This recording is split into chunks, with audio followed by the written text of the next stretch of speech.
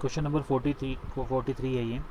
X limited forfeited 900 equity shares of rupees 100 each for the non-payment of allotment money of 30 per share and the first call of 20 per share.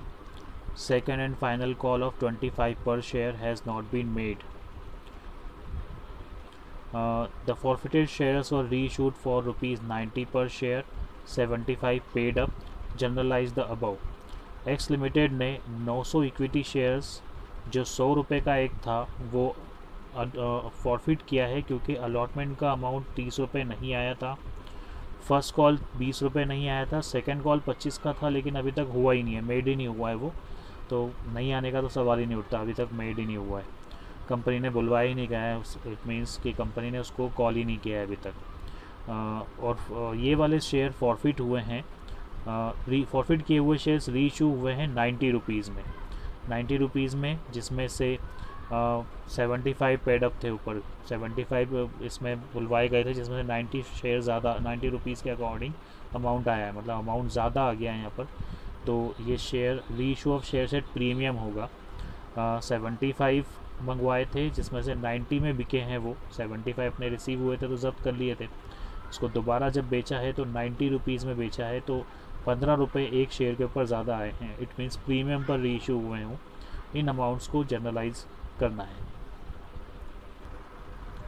Equity shares forfeit हुए 900 का एक, 100 उसकी कीमत थी, 90,000 रुपये के share हो गए। एप्लीकेशन का अमाउंट इसमें दिया हुआ नहीं है, वो अपन बैलेंसिंग फिगर से निकालेंगे।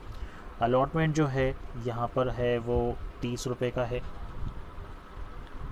फर्स्ट कॉल वो है 20 रुपये का और फाइनल कॉल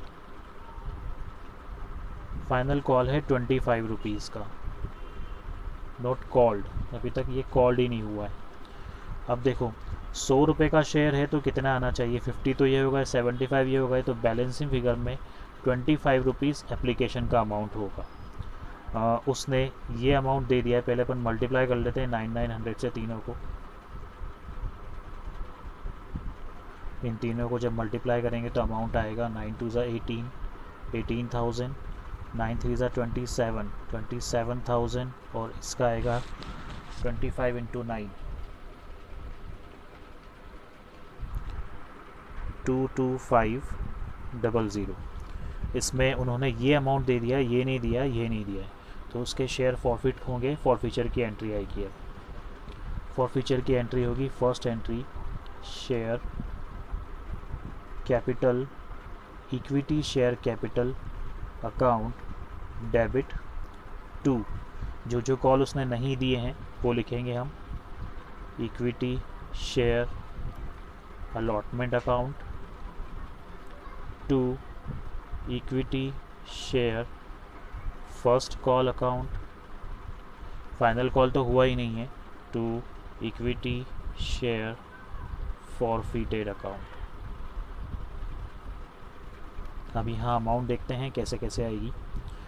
टोटल अमाउंट जो है 900 शेयर्स का है और 75 उसमें कॉल हुए, तो यहाँ पर 75 के अकॉर्डिंग आएगा।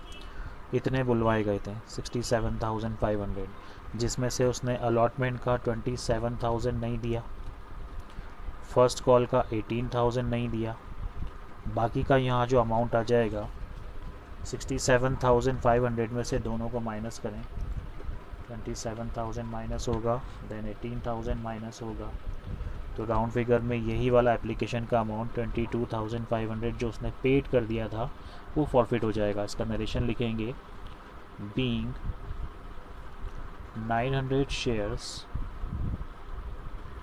फॉरफिटेड। इसकी नेक्स्ट एंट्री री इशूड में होगी। री इशू की एंट्री 75 पेड अप था उसमें और 90 रुपीज़ आ गया है, मतलब 75 के शेयर्स के ऊपर 90 रुपीज़ आए, 15 रुपये ज़्यादा हैं, तो प्रीमियम की री इशू की एंट्री होगी। एंट्री हमारी होगी री इशू की, bank account debit to equity share capital account to security premium account. देखें 900 शेयर्स दोबारा बेचे हैं 90 रुपीज़ में, तो 9 9 ज़ा 81, 81,000 का अमाउंट यहाँ पर आएगा। उसमें से शेयर कैपिटल में जाएगा 9000 मल्टीप्लाई 75, 75 पेड अप था उसमें। अगर फुली पेड अप लिखा हुआ होता तो हम 100 से मल्टीप्लाई करते, यहाँ 75 पेड अप था तो यहाँ 67,500 आएगा। उसके बाद यहाँ का जो अमाउंट है 15 रुपये जो ज़्यादा आ गए हैं शेयर्स के ऊपर, वो मल्टीप्लाई होके आएगा 13,500, ये प्रीमियम का अमाउंट है। नरेशन लिखेंगे बीइंग 900 शेयर्स री इशूड। अब जो फॉरफिटेड अमाउंट बचा हुआ है, ये वाला जो अमाउंट 22,500, इसमें से कुछ भी डिडक्ट नहीं हुआ है, कंपनी ने इसको जब्त कर लिया था। ये पूरा amount as it is company का प्रॉफिट है, तो ये कैपिटल रिजर्व में ट्रांसफ़र हो जाएगा।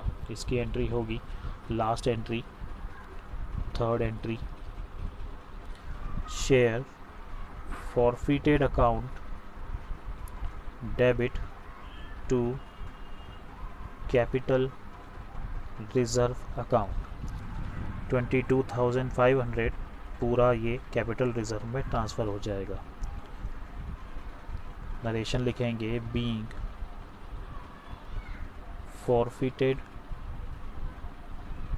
Amount transferred.